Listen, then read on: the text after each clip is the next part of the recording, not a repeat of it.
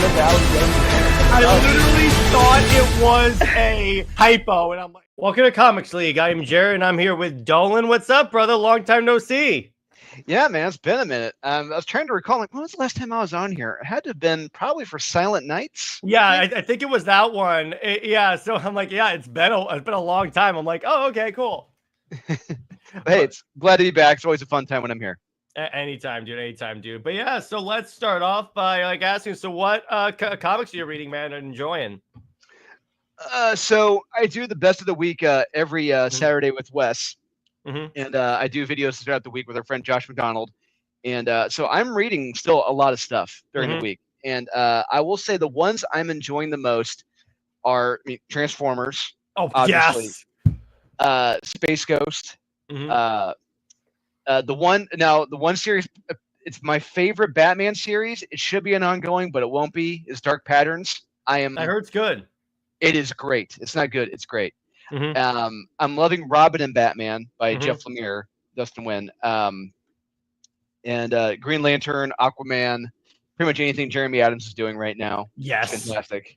And honestly, Joshua Williamson's G.I. Joe run is really good, and his Superman run is really good too. It's really turned around. But yeah, there's a lot of great stuff out there I'm reading.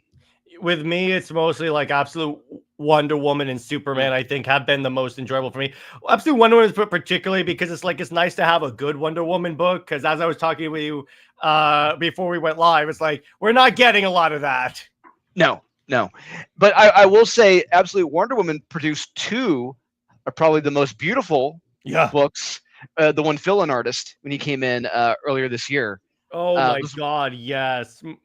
Matea de something. I forgot to pronounce his name, but yeah, it's like that image where she's like where she's climbing the rock face, and then she's like, look at that Titan. You see how small she is. I'm like, that is an image out of Greek mythology right there. Absolutely. And I'm like, oh my God, Absolute Batman is. It's pretty good. I like how he's kind of doing a little bit with Nightfall, but I mean, the Absolute books have been largely good. Martian Manhunter, I still don't know what the hell is going on in that book. Most can't. It's just I stopped trying to understand that book. I give up. It's so weird. I'm like, what the hell is going on? Show me the plot at least. Give me any indication of where this is going. And how does this even fit into the Absolute universe? I still don't believe it does. Yeah, it wouldn't surprise me if all of a sudden they retcon. Oh, this was on an Elseworlds of the Absolute universe. Oh, the whole time. But yeah, Jeremy Adams on Green Lantern and Aquaman. It's some of the best content for Aquaman and Green Lantern I have ever read. Yeah. Like he knows how to tell a good story, and that's why he keeps doing good stuff. It's astounding. Yeah, this is the best run of Green Lantern, I believe, since Robert Venditti was on his Hal Jordan Green Lantern Corps run, which was at this point probably 10 years ago. So yeah. And he's doing a remarkable job. And he blew my mind when he brought back the Silver Scarab in that one issue. And I'm very curious now to see what other deep cuts he's going to be pulling out for the series. He blew my mind when he brought back Zariel, the guardian angel from like Grant Morrison's JLA. I'm like, oh, that is a deep pull right there. Yeah. Well, and Gnort, he's down in hell. You got to see that great confrontation between Hal and the Spectre. Yeah, he's done some great stuff with Green Lantern. More people should be reading it. Oh yeah, definitely. And it's like with Aquaman, it's like it's new, but it's like if anyone thinks he's gonna keep Mira dead and like any of the main characters are dead, I'm like, welcome to your first comic book story, because no one stays dead. Yeah, and honestly, I think everyone agrees with this sentiment when this statement when I say it is that if that had the Absolute banner at the top of the comic, it would be a top 10 book. That Aquaman. Yeah, it would be. It would definitely. There needs to be an Absolute Aquaman book, period. But I'm like, yeah, if it did, no one would really care. I think it's also the fact that this is the first solo Aquaman book he's had in like a really long time. I think since Kelly Sue, right? Yeah, since Kelly Sue did her magic to it and flushed it away for a long time. Pun intended. Hey, what's up, Tristan? How you doing? Tristan, hey, been a minute. Pandora Malv, and we've got Kaiser Jose. Yes, we got a good group. So yeah, it's like, but it's like Absolute Wonder Woman is like the book, because here's what the Absolute Universe, at least for the Trinity, does that I think is why they're so popular. It's still that they still act like their regular universe selves. They're just in a different world. At least with Wonder Woman, they kind of do that really well, I think. I would, I would say it's tough because I will say the one I like the least is Superman. Okay, why? He doesn't really come across as Superman to me. I mean, I would understand, like, if you've never read Superman before, you don't know what's going on. It may be good for you, but for me, it's not Superman. But I like Batman purely because it's just batshit crazy. It's so crazy. I know. Yeah, that's purely for that fact. Flash is good because I feel like for me, Flash is like one of my favorites because that seems to be the closest to what Flash was or is in the mainstream universe. So I'm kind of digging that. And I like seeing the Rogues and all of them come together. So that's been a lot of fun. That is really cool. Yeah. Yeah. I'm curious to see where we are a year from now with these books. Yeah, exactly. But the thing that's really interesting about Wonder Woman is that you would expect her to be like essentially Kratos, like a rage monster. That's like, and that's what we all thought when we saw it design. But it's like, no, she's just regular Wonder Woman. And that's one things that like Kelly Thompson particularly said is like originally it was going to be like she was going to be like the more warrior side. But then she goes, I can't really make that work. I'll just make her regular Diana. Honestly, I would have if they've gone all in on the witch aspect of her and or witch warrior. I'm like, okay, that's awesome. But I hope it gets better, because I really want that fill-in artist in more issues. Now, don't get me wrong, the mainstream artist on the book, mainstay, Hayden Sherman, I think is his name. Yeah. He is fantastic on Batman Dark Patterns. That is some of the best work of his career. You look at that compared to Absolute Wonder Woman, you'd say, this is the same guy. It doesn't even look the same. It's insane. But I really hope that Hayden Sherman will maybe step up his game on Absolute Wonder Woman because art is a big selling point, or get that fill-in artist back. But the fill-in artist is like absolutely, pun intended, spectacular. Like everything, the way that even drew like Diana's angry face in the second story when she's in the arena, and I go, oh my god! And the colorist is superb at this book. I'm like, everything. It's like. At least for me, all the art just looks fine. It's like, okay, it looks good. It's a Wonder Woman book, but it's like the colorist is like really what makes everything pop. And the thing is, when you have a fantastic artist, you can forgive a lot of things in the story because you're enjoying it that much. And don't get me wrong, the story was pretty much The Lady and the Tiger, which is a very well-told, common-told tale going back several dozens of years. I don't know how old it truly is, but I know it's an old story. But I knew what that story was going into it, but I enjoyed it that much more because the artist was fantastic. Oh my gosh, yes. Yeah. It's like, imagine if that artist becomes the main artist for Wonder Woman in general in the main book. Oh my gosh. It's I don't think we deserve that. I don't think we're ready for that. It's like, I like Sampere's art. It's just some of it just seems kind of stiff at times, the way he kind of draws Diana. Yes, she looks like a robot. I'll say that. Well, I guess in that way you could say it matches the writings because Tom King can only write robots. Pretty much, yeah. Yeah, that's the hilarious part. And I love how he tries to make us think that like, oh, you should like her daughter, even though her daughter has punched Diana in the face, called her a toxic parent, basically talked down to like John. And I'm like, it's wishful thinking, but can DC pretend like she never existed? That'd be nice. That'd be very nice. Just maybe after this big KO event, they'll just kind of retcon that out of existence. Yeah, I know. But the thing is, like, as a Wonder Woman fan, I want it to be good. But it's like there's the saying, you may not hate Tom King yet, but just wait till he writes your favorite character, and then you'll be like, yep, I'm done, I'm out. That was me, bro. Oh man! So the minute he gets his hands on Ragman, that's when we're really pissed. That's all I know. Ragman's your favorite? That's a first. I love Ragman. Ragman's my guy. And if I were cool. ever given the opportunity to write a DC, they're like, "What do you want to write?" I'm like, "It's Ragman." They'd be like, "What? Like, Really?" you really want to write Ragman? Yeah. They offer you like Batman or Superman. You're like, no, Ragman. Yes. That would be great. I would actually pay to see that. That's actually really interesting. But yeah, it's like, but I think, say what you want about the worst of DC, it's better than the worst of Marvel. Let's face it. It's like the worst of Marvel is like the average at Marvel right now. It's just I know. Oof, man. Especially Spider-Man, but it's like that. Then you have Ultimate Spider-Man, which is like, it's way better than the other book, but that there are some issues that go on for so long. But it's ending here in like at the end of the year. Got a handful of issues left, and then that's done. Which is I'm like, why? Yeah, why are you ending that? It's like that's the best book there. But then you also have on where they're like, okay, so we also have the Predator kills the Marvel Universe, which is dope. Yeah, I enjoyed the first issue. I thought it was a lot of fun. It's something that I didn't think that was it Ed Brisson that wrote it? Yeah.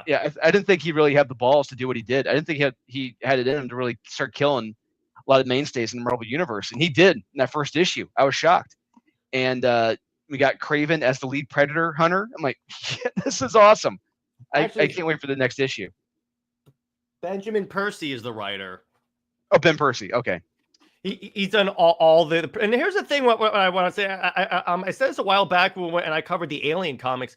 What my concern when Marvel got the license to those two properties, that they would like Marvelize it and make it a little bit more like kid friendly, if you catch my drift. But no, they are going all in on like, no, these are brutal and bloody books. And I go, okay, hats off to you, Marvel. Yeah, for the most part, I would say the Superman one, well, with Predator at least. Mm-hmm. I was in the first couple issues, like the first two issues, like it was really bloody, violent. You got bodies strung upside down and all that. But I don't feel like he went far enough in it. And I felt like the last few issues, he really just kind of paced himself out. Yeah. There really wasn't that much excitement, and the people I thought were going to die didn't die. It just felt like there was a lot of people, certain characters were safe, and they were safe at the end of it. Yeah, but it's like the other one that I really dug was Alien Avengers, because the idea that because here's the thing, you look at it and you're like, well, the Avengers are going to kick their ass because they're animals, and the Avengers have like Hulk, but the way they did it is like they're like the aliens like land in isolated parts, breed, and then all of a sudden you have a wave of xenomorphs coming after you, and I'm like, yeah, that makes sense. Yeah, and I will say I did like it, but I feel like that first issue, I felt like we should have seen it. The first issue should have been the xenomorphs completely obliterating the Marvel Universe. Yeah, we should have just seen chest bursters, people getting blown up via acid, everything. But we didn't really see that. We saw a few panels of that happening. It's like, no, that's where I want to see. It's a montage. Is what you want to see, right? Yeah, I want to see Miss Marvel. I want to see Spider-Man. I want to see all these people die horribly, and various.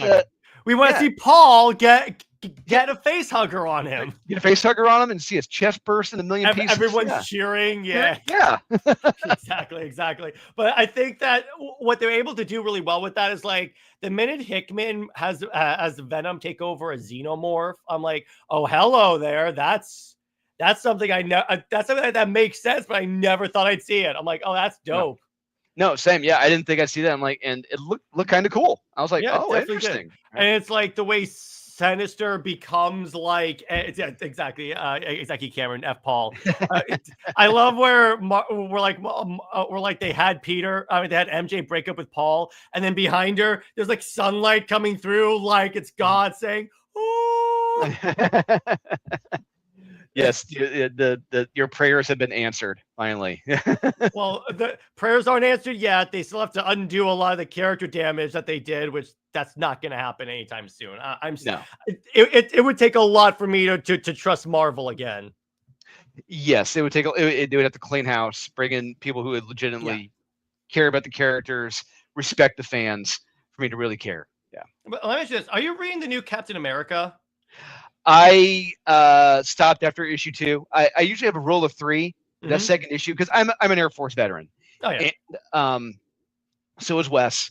And I had a lot of problems with that first issue. There are a lot of inconsistencies and a lot of factual errors I had with issue 1, and Wes had even more issues with issue 2. Sure he did. You know, and I did too. But yeah, and so I think he saw what we were seeing, or what I was saying with the book, and I don't feel like this is going to go down a good path eventually. I'm getting a very uneasy feeling about this series. I missed the JMS Captain America run, I gotta say, because that was because while there were some arcs that went on for way too long, it was still pretty enjoyable, particularly after like reading Ta-Nehisi Coates or all the other like BS runs. And I'm like, I'll take average Cap at this point. Yeah, me too. Can we just get Cap fighting Mad Cap or Bad Rock Leaper? Yeah, it's just get. It's like just give me Wonder Woman doing Wonder Woman stuff. Which, by the way, so for that whole DC versus Marvel thing, when they're like, okay, we're gonna pair Captain America with Wonder Woman, and I go, okay. I'm like, you could have done Wonder Woman Storm, Wonder Woman Carol Danvers, there's any, but Cap. I'm like, why? No, it's always Cap and Batman, or Cap. That's why I went Cap and Batman, or Cap and Vigilante, or Captain Wild Dog. There we go. Yeah, there you go. But it's like, well, again, and then you have Deadpool, Batman, and I go, okay, Deadpool Harley would make more sense. But I'm like, what are you doing here? It's like that's my problem with it. There are a few. Well, Crypto and like Jeff the Land Shark, that makes sense because like they're both cuddly animals. But it's like, and also the story Old Man Logan and Dark Knight Returns Batman, and I go, yeah, that tracks. That tracks. I'm fine with that. Or how about Crypto and Lockheed? That'd be cute. There you go. There you go. How much you want to bet that at one point Dark Knight Returns is going to go, I'm the goddamn Batman?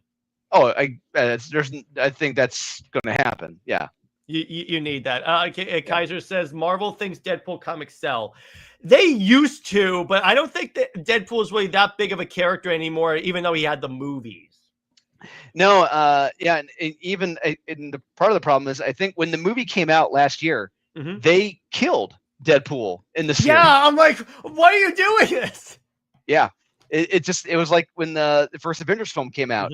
You have the biggest film in the world at that time, and then all the Avengers are not the Avengers who are on the screen. They're swapped out. You got like Jane Foster, Thor, and all that stuff. And I'm like, yeah, Marvel keeps doing. They don't realize they have the best marketing arm they could. That's the movies. And if you have them reflect the movies, guess what happens? People buy comics. That's what I've been hearing with like the Superman movie, where people are coming to comic book shops just grabbing Superman books because of that. Yeah, that's awesome. Yeah. What'd you think of the Superman film, by the way? It was good. I thought it was okay. Yeah. I wouldn't say it was great. I wouldn't say it was bad. That was good.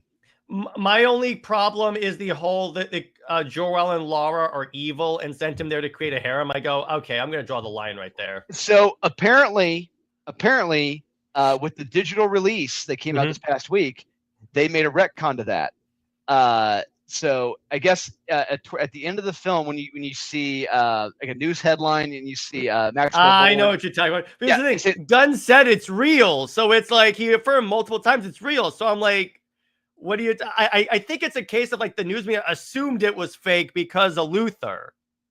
I don't know. We'll see. But I'm like, of all the things you could change, it's that. And I'm not the biggest fan of Gunn's humor, but besides that, I'm like, okay, that's good. I'm like, I still prefer Man of Steel, and I'm one of the only Superman fans that says that. But it's like, I'm like, it wasn't as horrible as I thought it was going to be.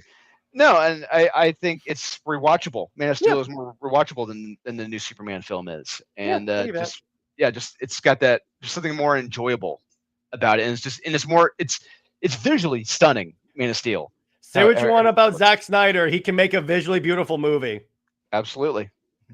Yeah, but it's like I'm like it wasn't that bad of a movie, and it's like it makes me interested to see like where they go with the DCU and stuff. So we'll see with that. But now let me ask you this before we get to Naughty and Nice. What's your least favorite comic that's coming out? Which one are you like, God damn it, I got to discuss this comic? Honestly, I would say it's anything in the X universe right now, or most of the X books. It's just because almost all of them are, I don't want to say they're not unreadable, but they're just boring.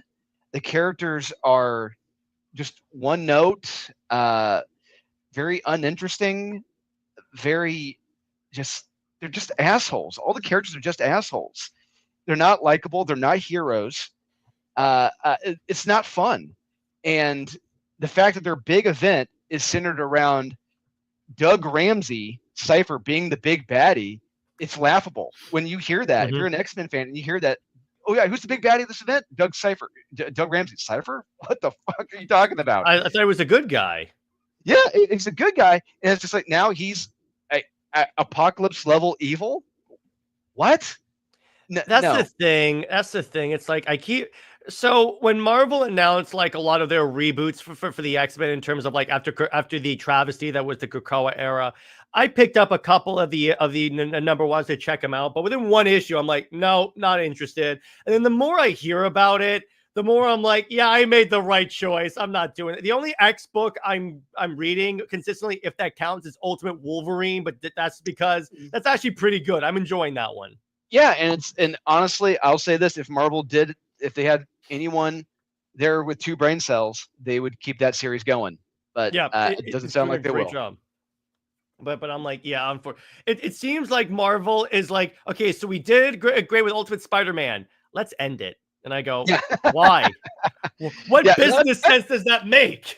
Well, not just that. Yeah, all our Absolute books are selling so damn well. You know what? We're going to end it now. It's like, why? The alternate universe is doing well. What are you doing? Yeah. But I think part of it could be because they're petty that people are buying the Ultimate Spider-Man book instead of the Amazing Spider-Man book. So they're like, let's take away the options from people. You know what? I guarantee you that is probably a factor. And I think that was a factor back when the Ultimate line originally came out. After a while, just a lot of the mainstay creators were getting upset that the Ultimate line was selling so well. And I have a sneaky suspicion that's probably one of the reasons why they had that Ultimate Cataclysm or whatever, Ultimatum. Where they just laid waste to the entire Ultimate Universe. And introduced cannibalism into the universe. Yeah, with the Blob and the Wasp. Isn't that lovely? Yeah, I know. You really, and this is definitely a book I want to give a child. Hey, look, cannibalism. So, yeah, it's like, why is the Blob eating a woman? I don't get it. Yeah, but it's like also for like Ultimate Spider-Man, if you remember, it's like Brevoort was like, if you want Peter and MJ to be married, go read Ultimate Spider-Man. And everyone's like, okay, cool. Okay. And then it's like, hey, you told us what to do. We're just doing what you told us. And then it's like, that's so dramatically better. And then the other book is getting trashed. So everyone's like, so Marvel's like, take away the option from people. Yeah, his response to it reminded me of Randy from South Park when he created the Sarcasta ball. Oh yeah, NFL, why don't you just do this? Why don't you just do that now? Huh? Yeah. And it's like the NFL ends up doing that. And he's just like, no, I was being sarcastic. No, don't do that. And I love his reactions like Marvel Rivals doing well. And he's like, we're not going to make all the characters look like this or act like this. And I go, so you're not going to have them act consistent? Because the Marvel Rivals characters actually act like their characters and look hot. You know, I don't play Marvel Rivals, but I am aware at least that a lot of people love Marvel Rivals. Dude, the character designs, they embrace the hotness, particularly of the women characters, which, trust me, in modern Marvel, that is a rarity. That's outstanding. You know, I actually might have to check this out now. Just check out the character designs, and actually, you know what? I'll pull up right now. Oh. Character designs. It's like they embrace it. The only thing that I don't like is that Namor is the Black Panther 2 Namor. So I'm like, oh no. But here's what we got here for like the Marvel Rivals characters. Ooh. See, I told ya. Yeah, I'm impressed. They went all in on these are hot characters. Rightfully so. Yeah, exactly. So I'm like, yeah, that's that's why those characters are so popular. And it's up to comic book stores now to say, hey, if you like Marvel Rivals, here are their books. And I'm like, Marvel should really incentivize that. Marvel, it's for some reason doesn't get how to market their stuff in other mediums and markets. I don't understand this. I think it just goes to show you that they just have incompetent people. You know. Oh yeah, exactly. It's not this hard. Yeah. No, it's not. But these people, they live in their little echo chamber of their bubble, and just not willing to listen to the voice of the street. People what they're really saying, what people are really enjoying. Speaking of what they're really saying, so tell me about Naughty and Nyce. Oh, Naughty and Nyce The Return. So this is a project that has been in the works now for the last 2 years or so. Actually, 2 years. So I had the pleasure of doing Catfight versus Naughty and Nyce with Murat Michaels back in 2023, and that did incredibly well. And Murat had me start writing other projects with him since then, and I've been a mainstay writing with him now for the last 2 years. And I believe right around roughly 2 years ago at a convention in Chicago, he said, "Hey, I'm thinking about relaunching Naughty and Nyce. What's your take on it?" I'm like, "Oh." So I gave him a 3-arc structure for the new Naughty and Nyce series, how I saw it going. 5 issues here, 5 issues this, 5 issues that. And he said, "I love it. Let's start. Let's do it." And so I was like, "All right, awesome." But he said the kicker is that for the first issue right here, Naughty and Nyce The Return, is that it's going to be the original Naughty and Nyce issue, but my dialogue, and it's going to be things are different. Things change in the book. It's like if you're familiar with reading the original Naughty and Nyce, things kind of look the same. The dialogue's different, but you get to a certain point, it's like, wait a minute, I don't remember that happening. I don't remember that. And it's like you get to a point, it's like, whoa, what is going on here?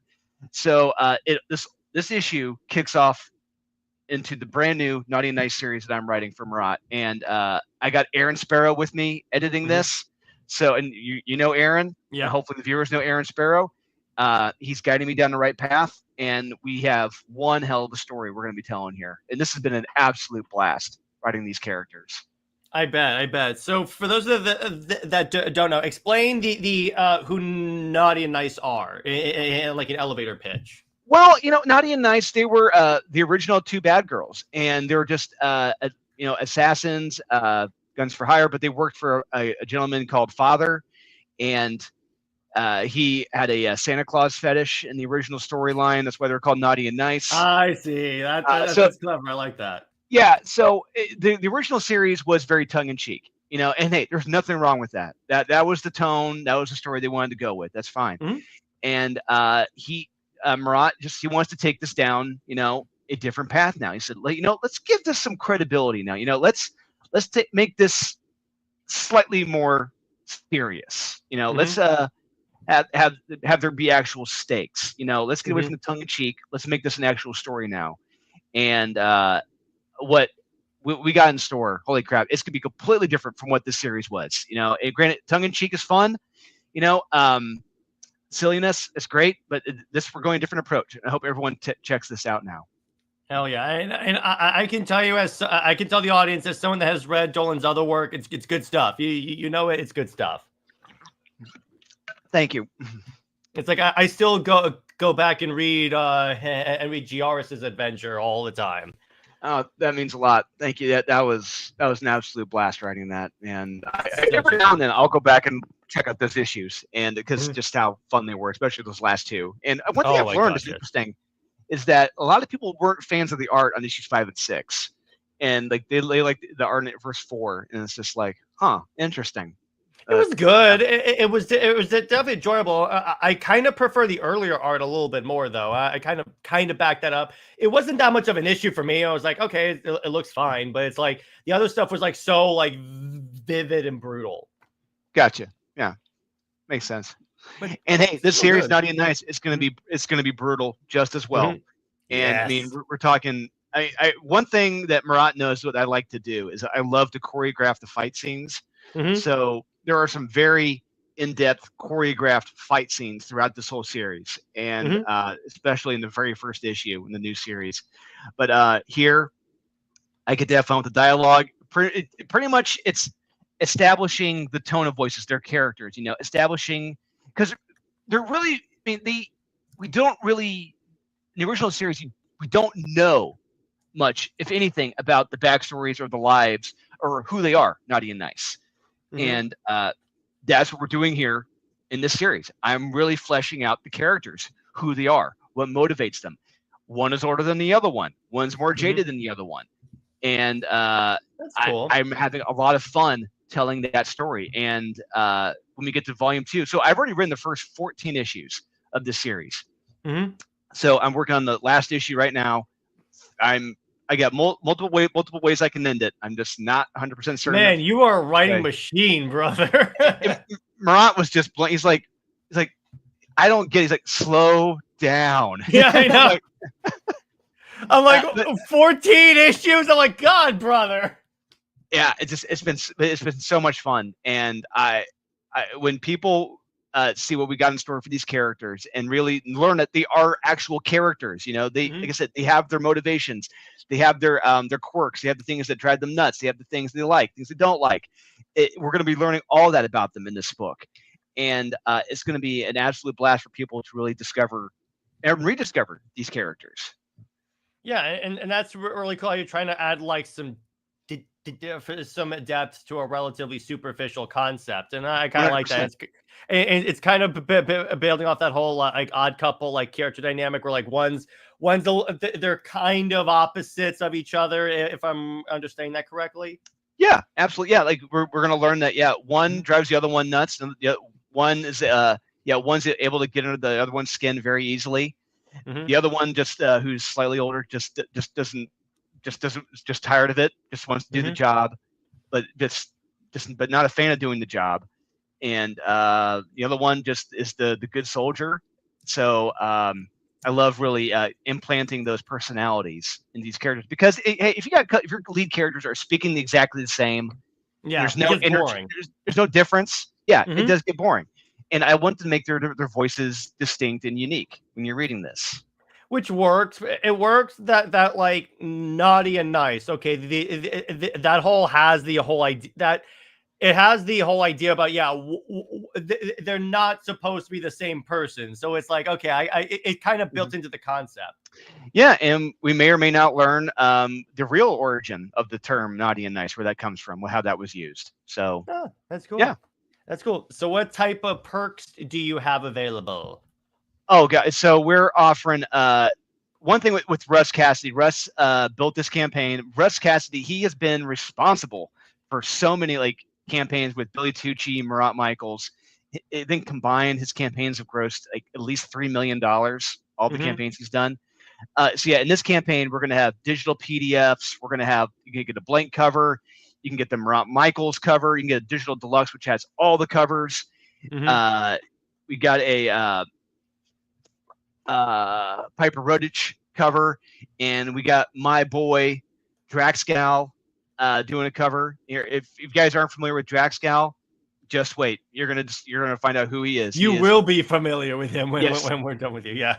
Yes, you will. And the numbers show he's got, I think, the second most popular cover on here.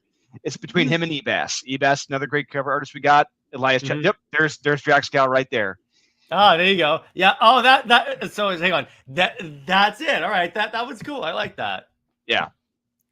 He nailed it. It's very anime-ish. Yeah, it is, and it may or may not be a reflection of the ongoing series coming up. That's all I gotta say. Ooh. Yeah, but yeah, we got Jacob Bear, Matthew. Jacob Bear has been working with Murat Michaels for a long time. Elias Chatzudis, Ebass, Mike the Balfo, Ryan Kincaid. We got superstars doing covers for this book. And hey, you got to have your Naughty covers, and I understand the game. You got to. Here's the thing. You got to know how the game is played on Kickstarter. Hey, Naughty books sell well on Kickstarter. The numbers don't lie, and you got to embrace it. But the trick is on my end is just, okay, you're coming for the cover. I want you to stay for the story. I want you. Yeah, exactly. I'm hoping you buy 2 copies. I'm hoping you buy, your one. You're gonna bag board, Mylar, grade, or whatever. But I want your reader copy. I want you to pick up that reader copy, take that thumb and index finger. I want you to turn that cover, and I want you to check out that story. And I hope you come back to the subsequent issues, not just for the cover, but for the story, because we are telling an awesome story here. Yeah. In other words, you want one for research. In other words, yes, research. Yes. Yeah, for educational purposes, for biology, for educational purposes. Yep. Here we go. Yeah. But yeah, so yeah, it's like you and I were talking about this before we were live, but it's also like hot girls with guns is a concept that sells remarkably well. And it's a very well-known, familiar concept. It's been going on for decades. And but the thing with Notti and Nyce, they were like the original two bad girls. And this has been an absolute honor to be able. I mean, it's some people were like, really, it's an honor for handle Notti and Nyce. I'm like, yeah, it is, because they've been around a very long time, and it's an honor for me to handle these characters and to really flesh out more from the characters than what what we know and what we're used to. And the other people I got to thank for this, the Clan McDonald. So if you guys aren't familiar with Clan McDonald Comics, they are a great retailer out of the Midwest, out of Illinois. They're at all the big shows. They do big signature events with artists and actors. And they're going to be doing the fulfillment of this. And they're behind us every step of the way. They have a great team. I think like Aaron. I think Aaron is pretty much the guy running the show for Steve. Steve is great, Steve McDonald. But we're all on board. We're all excited for this. And if you guys really knew how excited everyone is for this book behind the team, you know there is a lot of love going into this. It's not just a cash grab. It's not a Merc book. It's not there's actual talent going on here. There's a story here. Yeah, exactly. And it's like the other thing is like, I'm sure I can speak for you when I say this isn't like a girl boss book. No, it's not. And that's just it. I mean, we're going to see, look, these girls, they're going to get their asses kicked. They are. It's going to happen. Yeah. And we're going to see we're going to see weaknesses in them. We're going to see they're going to have very, very weak moments. And there's going to be some surprises along the way. And let's just say by the end of the first arc, let's just say the team may not be the same. Someone say the team may separate. That's all I got to say. I'm not gonna, but you have to take your characters and put them in uncomfortable situations. You gotta create that drama. And that's how they grow, because it's like if you keep the characters being comfortable, the story gets boring and there's no stakes. Exactly. No, you got to have stakes. And that's just with this story, what we got planned, there's going to be a lot of stakes, especially in the second arc. Oh, man, I can't wait. So, yeah, there's a lot of great stuff. I know Aaron's excited. Our friend Josh McDonald, he's very excited because and what's even more fun, when I explained the story to Marat Michael's fiance, Mandy, she doesn't read comics at all.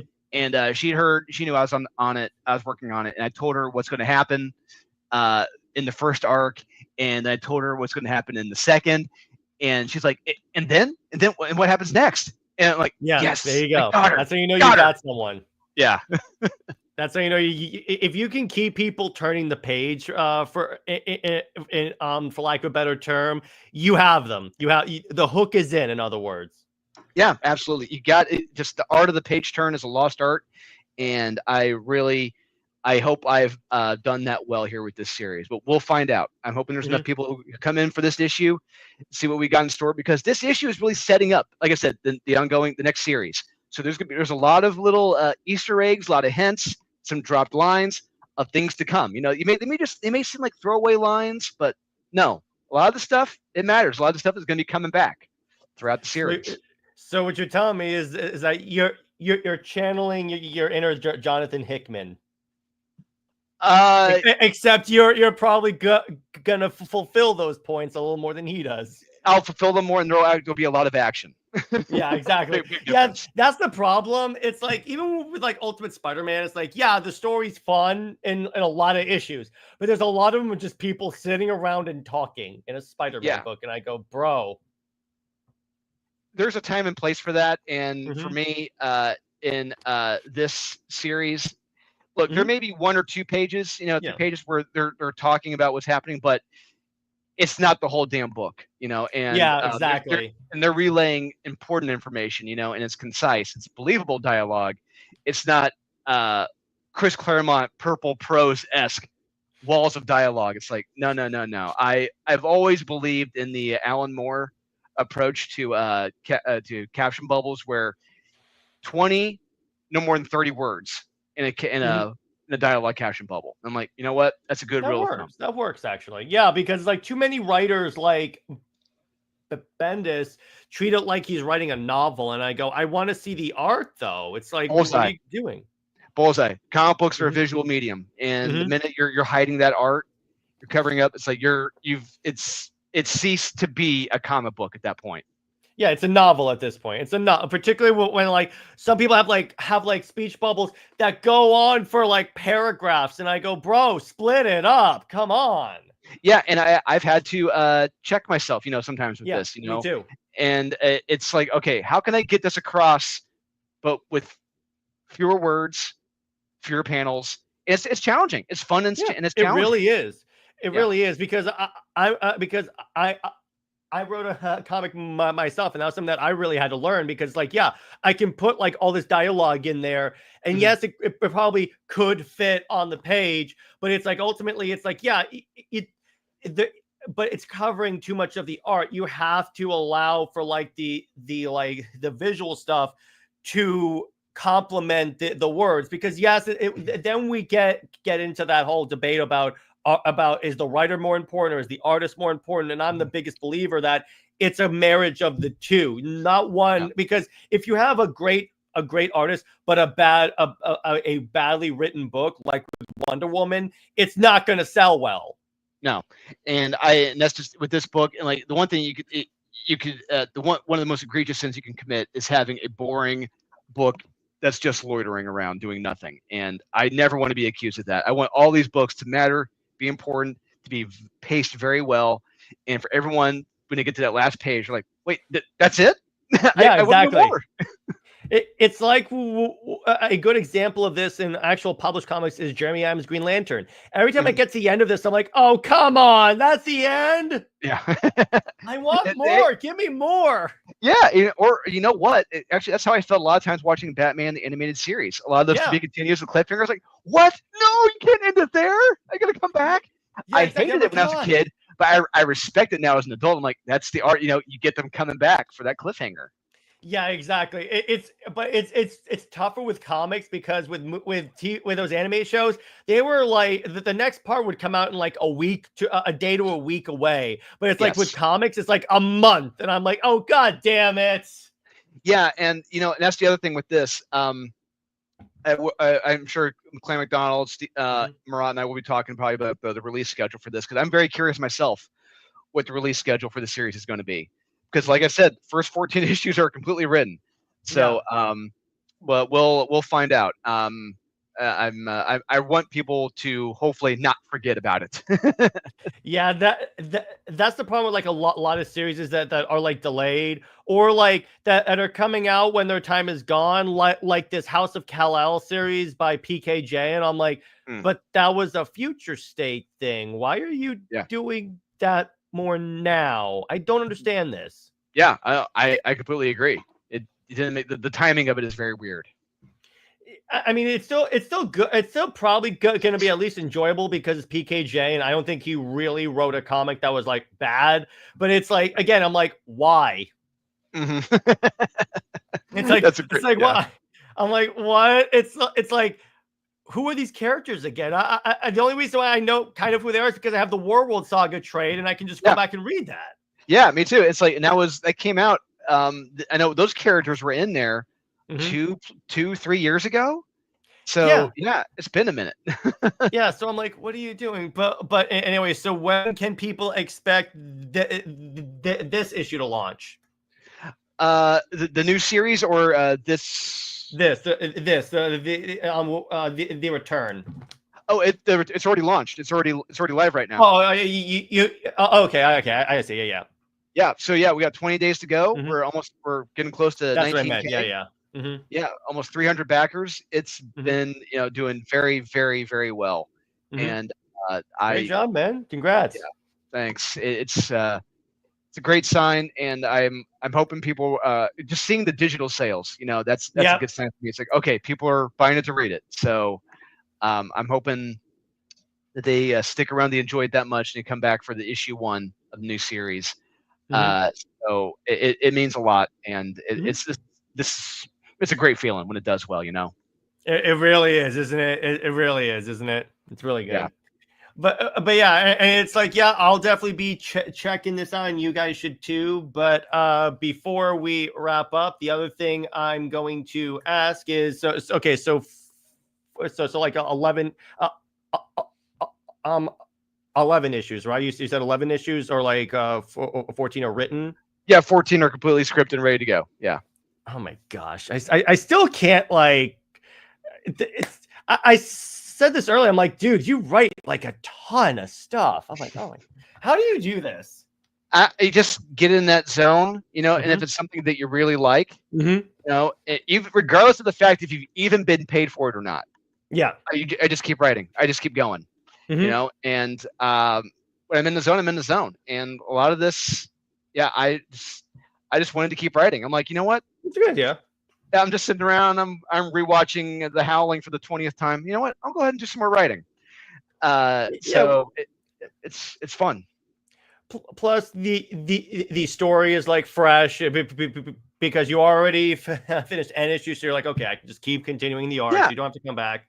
Yeah, and the other thing is, some people may not just realize that it's much easier to continue the writing process while you're keeping that hamster turning the wheel.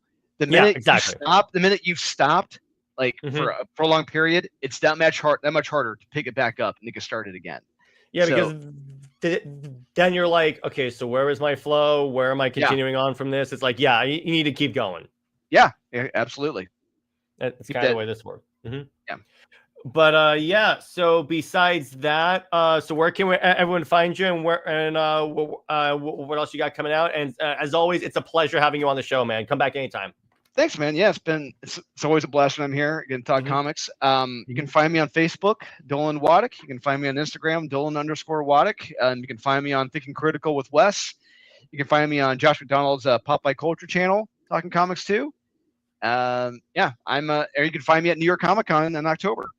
Hell yeah. But anyway, guys, I will see you later. And again, Dolan, obviously you're always welcome on the show. I look forward to having you on there, and maybe I can send you a free copy of my comic as well. Sounds good, man. Yeah, appreciate it. All right. See you guys later. Bye-bye.